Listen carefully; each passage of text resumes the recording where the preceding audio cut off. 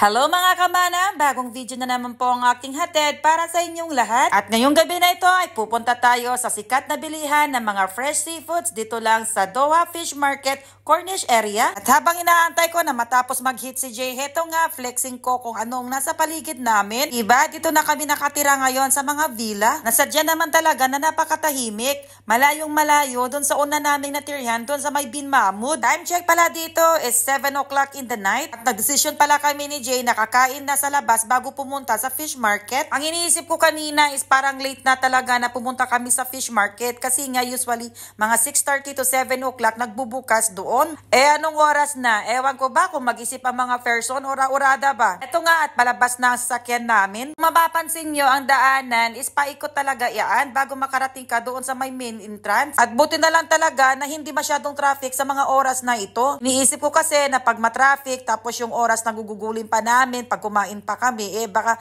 malit na kami sa pupuntahan namin, di ba? Sabi ko kay Jay na gusto kong balikan ang isang Indonesian-Malaysian na restaurant. Ang pangalan pala ng restaurant na ito is Mama Rosie. Kung nakasubaybay ka sa aking mga videos, for sure, nakita mo na ito guys kasi this is our second time around na pumunta sa restaurant na ito. Noong una, sinabi ko kay Jay na dito na lang kami sa baba kumain but he insisted na doon na lang kami sa taas. The reason why na bumalik kami dito is syempre nag-crave ako ng okoy at saka noodles. Gusto kong balikan yung in-order ko dati na fishball noodles. Yun nga lang kasi it's not available kaya I go for meatballs. So eto ang Mama Rosie restaurant. They are serving Indonesian, Malaysian, and Filipino food. Pero sa menu nila ay mas marami talaga ang Indonesian foods. At sino ang nakaka-relate dyan na hindi familiar yung pangalan ng foodie pero natatakam sa picture na pagkain. Na lang kasi ako nagbabase guys. At eto naman ang makikita mo dito sa second floor. Pwede kang gumamit ng tables and chairs pero mayroon din kung gusto mo lang umupo sa sahig. Nung first time nga namin dito ay tatanga-tanga talaga ako dahil hindi ko alam kung paano ko tatawagin yung waiter na nasa baba. Yung pala is heto na kailangan mong pindutin yung bell dyan tapos tutunog sa baba. Akyat na sila matik yun. Now I know.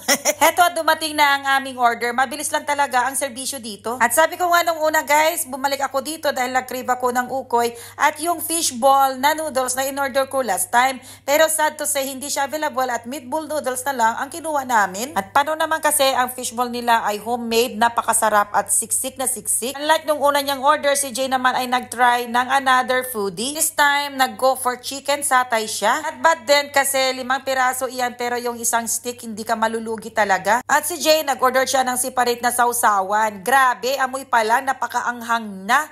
Green na green yan o. Ewan ko kung ano yung pinaglalagay dyan guys. So ayan, kain na tayo guys. May isa pa akong order yung ukoy pero hindi pa yan dumarating. At nung natikman ko talaga yung meatballs nila na wow.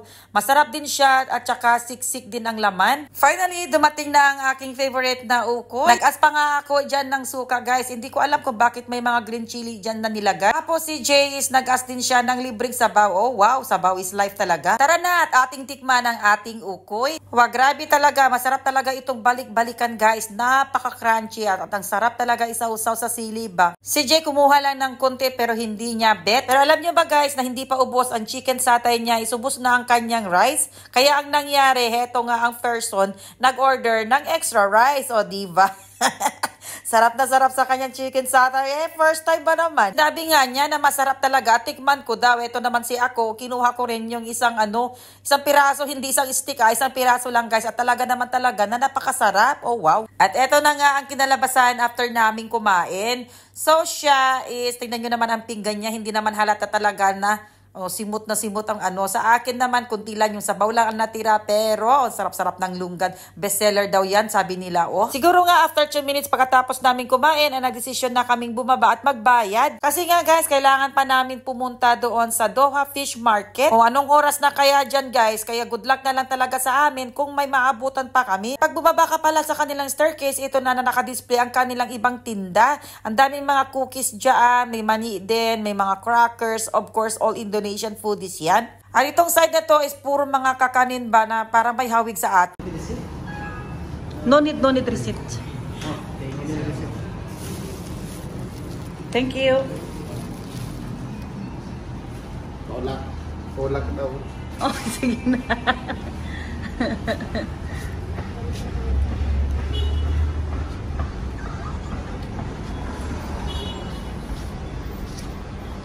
Nasarado na to.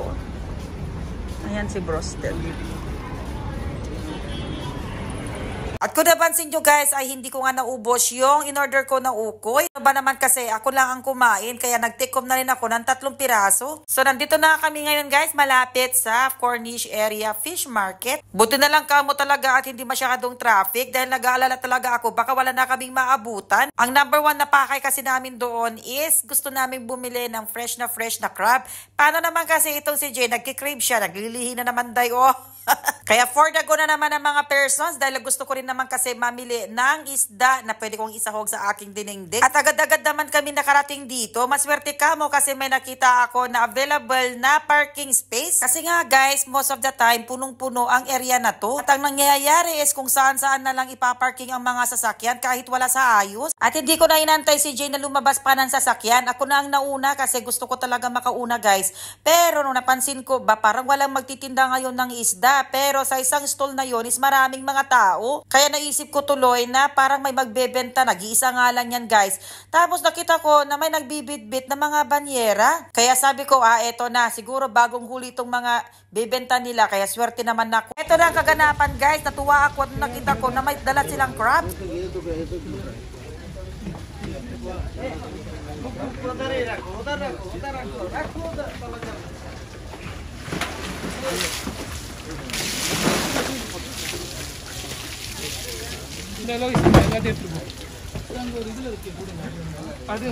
No 2 kilos? Yeah, this one give. Kalas. Kuya, Wara. Oh, kuya.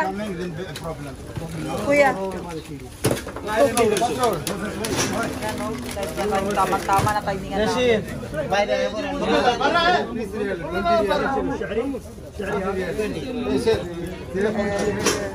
Buwa tayo yung isda. Hey, Kumar bhai.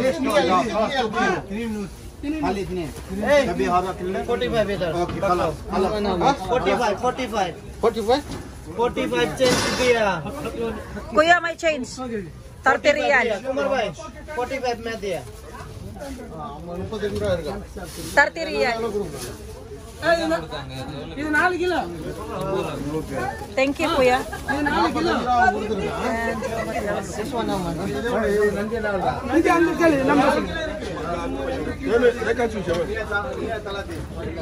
Lapis. Mga tao dito. Isa lang kasi guys na nagtitinda.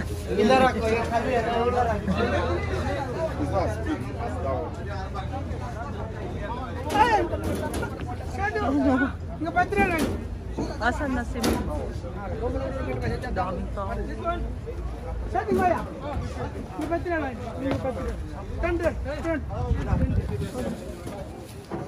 Guys, nandito kami sa Cornish Fish Market, bibili ng fresh na seafoods. So, akala namin is malilate na kami. Nung una, akala ko walang tao dito. Pero may nag-iisa. Pero sakto talaga. Good timing na. Nung dumating kami, sakto naman na nilagay nila yung mga bagong huli talaga. As in, fresh na fresh. Kasi nga yung mga crabs, na yun talaga yung punteriya namin dito is talagang buhay na gumagalaw pa. Tapos, napaka-fresh talaga yung mga isda. Hindi pa nila nilalagay sa ice. Masasabi mo talaga na bagong huli. So, worth it naman. Hindi siya mahal. Hindi rin siya cheap. Just right. Pero ang na-afteran natin is yung freshness ng isda. Hindi pa hinahaluan niya ng yellow Bagong huli talaga. So, there you go guys. So, nakabili kami ng 2 kilong crabs. 20 riyal per kilo. So, 2 kilos. Tapos, 1 kilo na mackerel. Tapos, yung kalahating kilo na kingfish. So, yun. There you go guys. Not bad. At least timing kami. Pauwi na kami guys. Kung napapansin nyo dyan, daming tao. Isang stall lang. Isa lang talaga. Kasi isa lang talaga ang nagbebenta ngayon ng seafoods. Isda, crabs, marami pang iba. So dahil nag-iisa siya, yan lahat ng mga tao nandyan na. Oh, yan. Bahala na. Dapat alerto ka talaga tulad ko. Nung nilatag nga nila yung, yung crabs, ay agad-agad akong pumili kami ni Jay. So yan lang. Kala nga namin late pero saktong-sakto lang pala. Parang first come first serve dyan. Marami pa mga babae na nakatambay dyan pero ayaw pa nilang lumapit kasi nga alam mo naman mga ano mga sister. So yan guys, so kung napapansin nyo rin dyan walang mga tao, so siya lang talaga ang nagbebenta sa araw sa oras na ito, kaya you're lucky, ubos agad yan sigurado. There you go guys, tara na, uwi na tayo.